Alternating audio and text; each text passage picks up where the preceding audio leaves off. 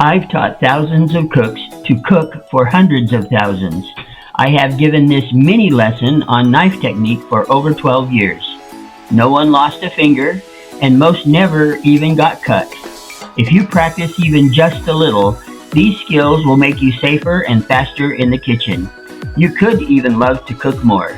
Follow me to the kitchen and amaze even yourself.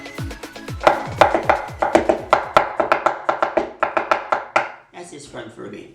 Now that we have seen the basic techniques, let's go ahead and apply those to a variety of fruits and vegetables. The shape and size and moisture content typically determines what we're going to use and which technique.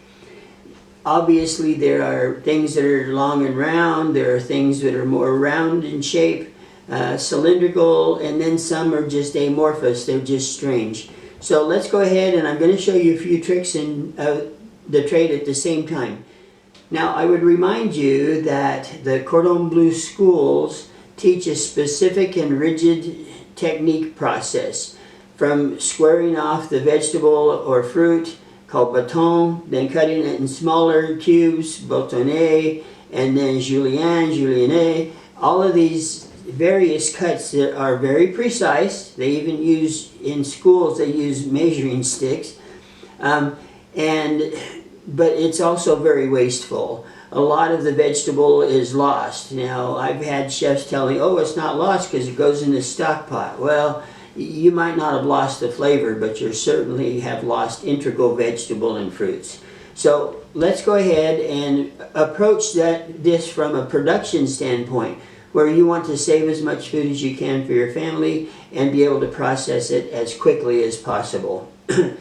The first thing I'd like to start with is something that is round and soft in the middle, which many times is just fruits, like melons and oranges. Apples can be done too, but I'm talking about mostly the ones where we want to take off the peel to get to the insides. So I'm going to start with an orange, nice and round. We talked about keeping things as flat as we possibly can. Well, I don't want to cut my orange completely in half, but I do want it to be stable. So what I'm going to do is make my claw, and I'm going to cut off one end, and then I'm going to turn it around and cut off one other end.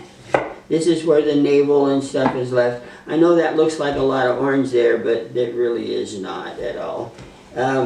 Now that I've got it flat and I can control it, this is where I use the knife in a way that we haven't discussed yet. This is not a slice or a draw or a power tool. This is about peeling off the edge. And with it round like that, do you see how I just basically run around the whole way? If I don't get to the end, I can always turn it over and peel that a little bit more. And I did that kind of on purpose, okay, to show you. I'm going to do it again a couple of times. When you're starting out, you're going to do this. Every once in a while I do too. But now I can turn it over and do the same motion, but on this side.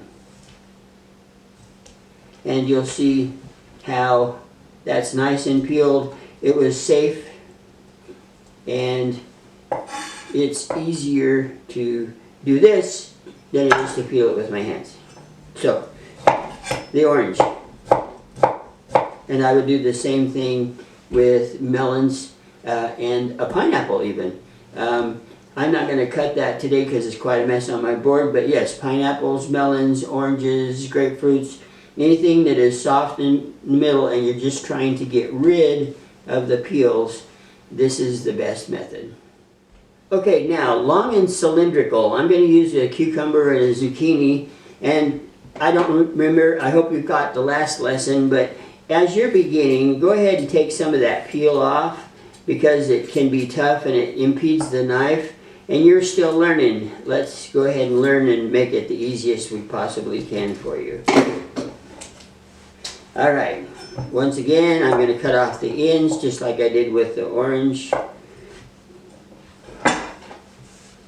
And I'm going to split it so that I have more control. You see how I got both sides and use that knife? Well, that's more control than somebody trying to do from one side, but it's not what we want. I've got a strip on the top, and not only can we do like I did the cucumber in the previous, but what I want to show you is if we turn it slightly, we're still using the claw, and we get a different shape. And I don't know if that's important to you, but it looks very typical of Oriental food to me. And these are a little bit longer.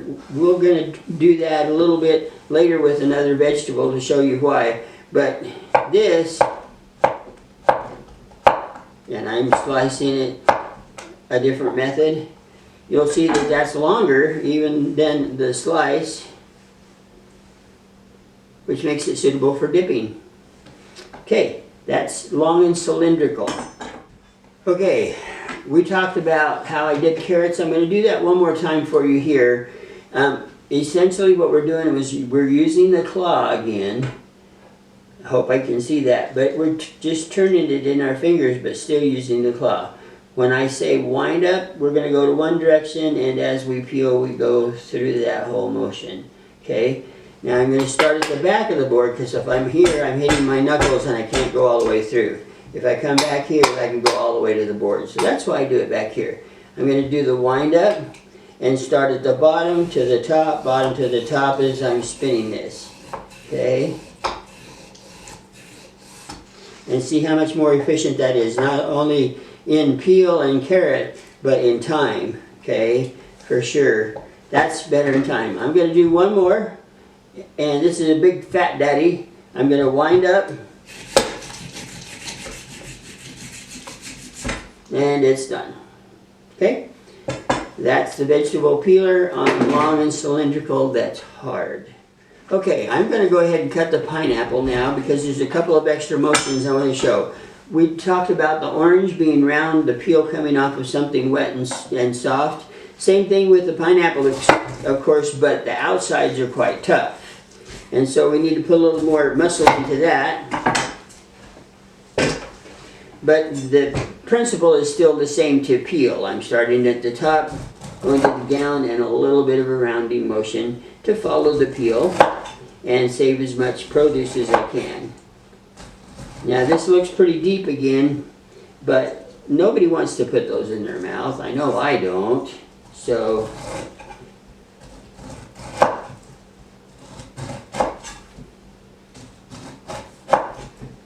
I want to get to the good stuff. Okay, come back here, keep it. If I need to trim up some, I can certainly do that. Okay, now this is the fun part.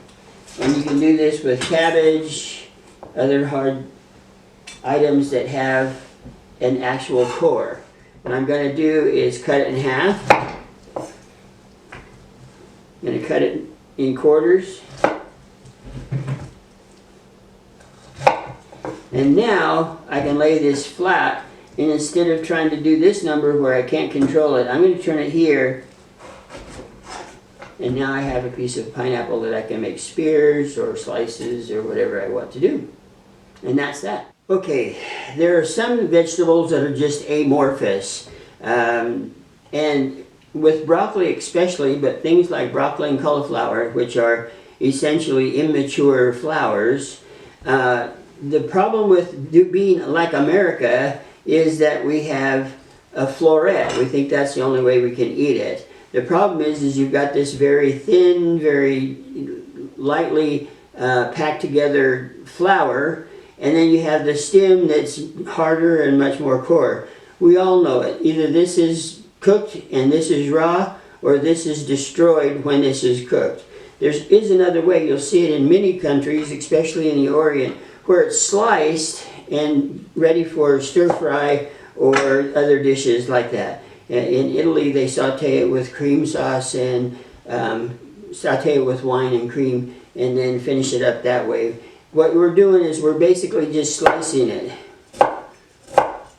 Now, don't get too quick, because once again, this is amorphic and you don't have a lot of control.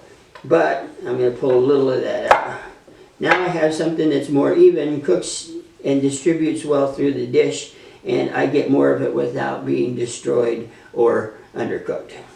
Cauliflower is another one that can be tricky to keep safe with.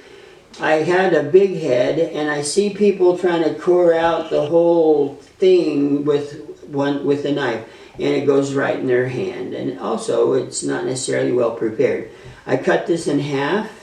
Now I'm going to cut it in quarters, and you'll see where the core is here in the middle. I took some out already, and I can hold this tight, cut out the core, and I have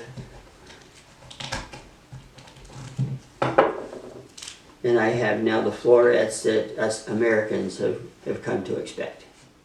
There's a couple of special vegetables that I'd like to introduce to you now, and they are what's known as modified stems. Celery and onions are the two that you probably are the most familiar with. There are a few others, but these are staples in almost every kitchen. This is actually the stem. It's easy to understand that. We kind of know that the roots from the celery go down, but there's some things about this by understanding that it's a modified stem that helps us out a little bit. The onion's a little less understood. All of these layers of onions are actually parts of a stem. The root itself grows from the bottom here, and we want to leave some of that on the onion actually until it's completely processed. Instead of trying to peel each little leaf off and then it gets thin at the top, and it's just a real pain, and it makes you cry because you're disrupting more cells and putting that sulfuric acid right in your face. There's an easier way to do that, and this is where we're going to use that curve in the knife to our advantage again. Let's do this. Let's go ahead and cut it in half right through the stem, and then I'm going to peel that, obviously. Now remember, we talked about that. If we take and leave the root on, it holds it together, so there's more control. I've cut it in half already, there's more control, and I'm still going to use the claw. But what I'm going to do is I'm going to go straight down more carefully, and you'll notice that there's this area here where it doesn't actually touch the board. If I'm slicing, it goes all the way through. But if I measure this to where it comes down, where it's just above the root, you might be able to see it better this way. When it comes just above the root, then it holds it together still, and I have that control that I want. I'm going to want to mince this just really, really fine, and let me show you how neat that is. Instead of doing all of this choppy number, again, making me cry, then this is a better way to go. So I'm going to make it nice and thin, and see how that goes almost to the root, but not quite. And again, I don't want to go downhill, so I'm going to stop and cut that. Now, I'm going to use the claw again, holding it together, but the end is still held together by the root.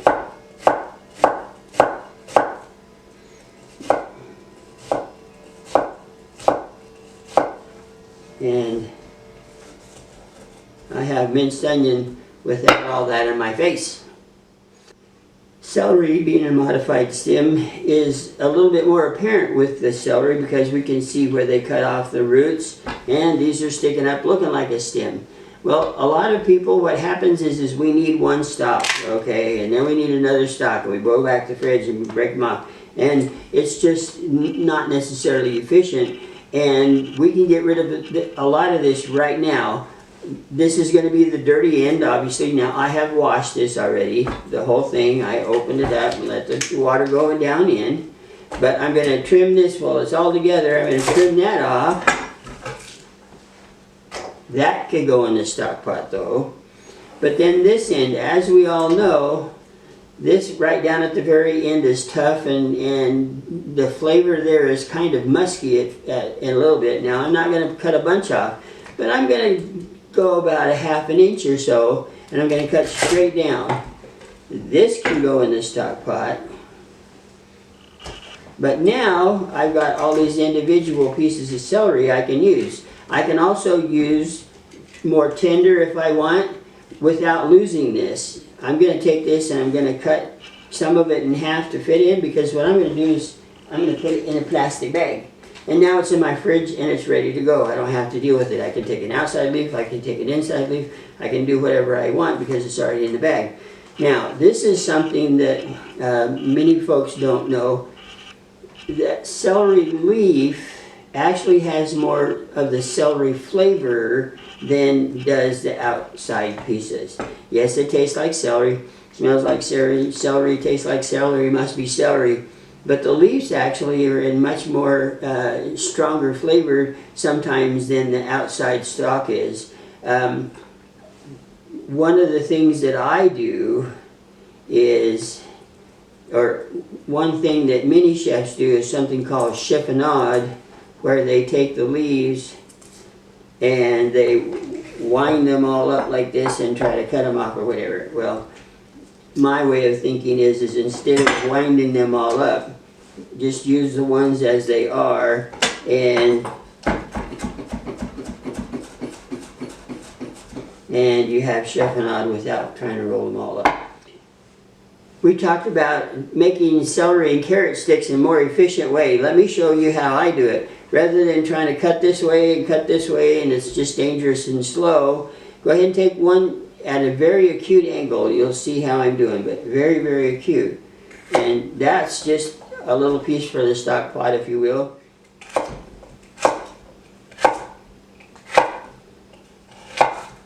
And you have celery sticks that are interesting and easy and fast. And if your kids like celery sticks, they'll eat them shaped just like that. Same thing with a carrot.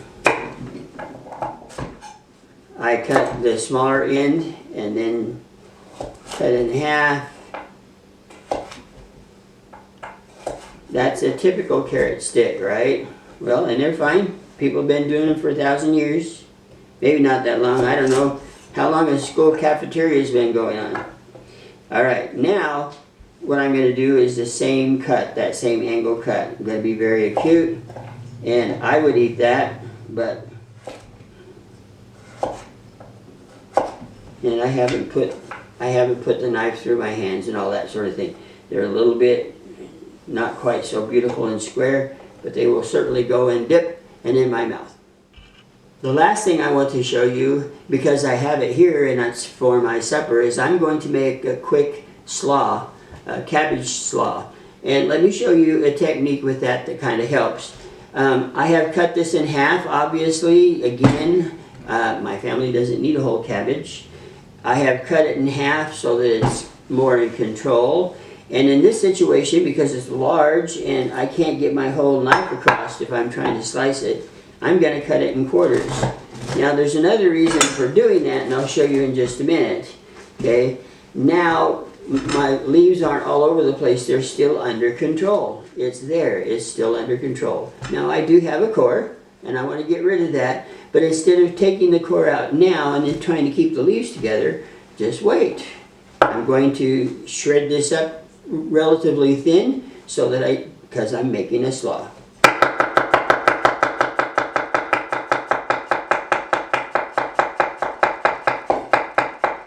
Okay, I'm getting ready to go downhill again, so I'm going to turn it this way. Instead of worried about cutting that core off, I'm going to turn it this way and cut it this way.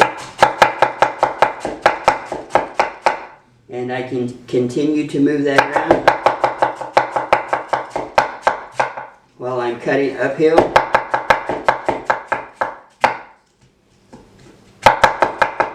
And I cut around the core and throw that away. Much, much more simple. Now, I said I was making this for supper. I'm going to make a favorite. This doesn't have mayonnaise in it, so it's a lower fat. It's not necessarily lower calorie, but although it is. And I don't want to make a commercial, but I'm going to use the blend from Spice Road Designers. This is really simple. About 1/4 cup of sugar, some balsamic vinegar, and cabbage.